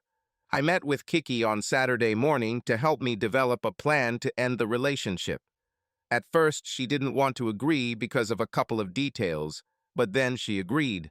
I wasn't there when Chloe arrived at her and Banks' apartment, which was now occupied by my soon-to-be ex-wife Hillary, but according to several accounts, this is what happened. Chloe arrives at the apartment and quickly realizes that someone is there.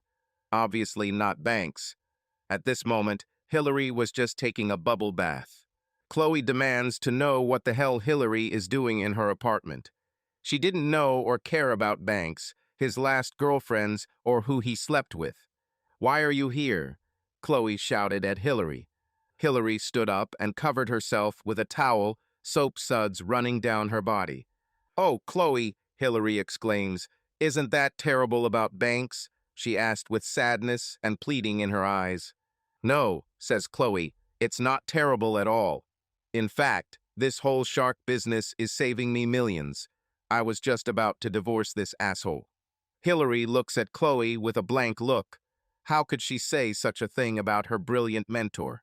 Now get out of my house before I call the police and arrest you for trespassing, Chloe tells her. Chloe stops her as she heads to the bedroom to get dressed, dejected. Get out, she shouts. But my clothes, Hillary laments. Out, she orders, and give me my towel. Hillary ends up naked on the street. Kind-hearted Lynn and Clarence rescue her and give her clothes before she embarrasses herself further. Probably one of the residents spied on it. An hour later, she shows up at my door. Brian, she says, I know the lawyers are fighting, but you are my husband. Can't we at least talk? She asks. I let her into the house, she sits on the sofa, and I sit on the only chair. I miss you, and I still don't understand why you're so angry with me, she says. Hillary, you slept with Banks. The worst thing is, you acted like it was no big deal, I told her. Brian, why are you so focused on the sexual part of my healing and self-realization? I did it for us, she tells me. Are you saying that sleeping with Banks was supposed to be good for our relationship? Brian, forget about sex with Banks. You and I are destined to be together. I'm devoted to you. Banks helped me realize that you are truly my life partner. From now on, my task is to make you happy every minute of every day. What more could you want? She says this with sincere conviction, looking me straight in the eyes. Just then, Kiki comes out of the bedroom, her hair and makeup disheveled, as if she had just rolled out in bed. Hillary looks at her with a shocked expression. Oops, Kiki says, making no move to cover herself. A small smile plays on her face. You, Hillary shouts. What are you doing here? And what are you doing naked with my husband? Well, you know how outdated morals can limit people, Kiki says with a straight face. Anyway, sorry for interrupting, she says, heading back to the bedroom. Brian, as soon as she leaves, could you come back and expand my horizons again? She stares at Hillary, eyebrows arched. Sorry, Hillary, I say. I need to go back and work on becoming a better version of myself. Hillary runs out of the apartment, sobbing. Everyone must understand one thing. At this point, the closest thing I had to Kiki was a couple of light kisses. She reluctantly agreed to help. She had to leave the bedroom only in her robe. She improvised the rest. I'm not complaining. When I enter the bedroom, she is already dressed. She sees the disappointment on my face and laughs. You look like someone just took your favorite toys away from you, she says with a beautiful smile. Once your divorce is final, this entire chest of toys, no pun intended, will be yours to play with as much as you want. Kiki hugs me, kisses me, and smiles widely. A few months later, Hillary legally divorced. She moved to the mainland a long time ago. In the divorce agreement, we divided the bank accounts. I didn't disclose anything about my secret account. I bought her share in the apartment from her. I'm not leaving. Kiki practically lives with me. I never said anything about banks, shark bait, or even scuba diving for that matter. Even with Corey, he and I became good friends. From time to time, I catch his gaze on me. I have a feeling that he has an idea of what happened. Life in paradise is wonderful. Subscribe to our channel so that your second chaff doesn't cheat on you, and go ahead and listen to the next story, because this story is nothing compared to the next one. If you're under 18, don't even think about listening to the next one.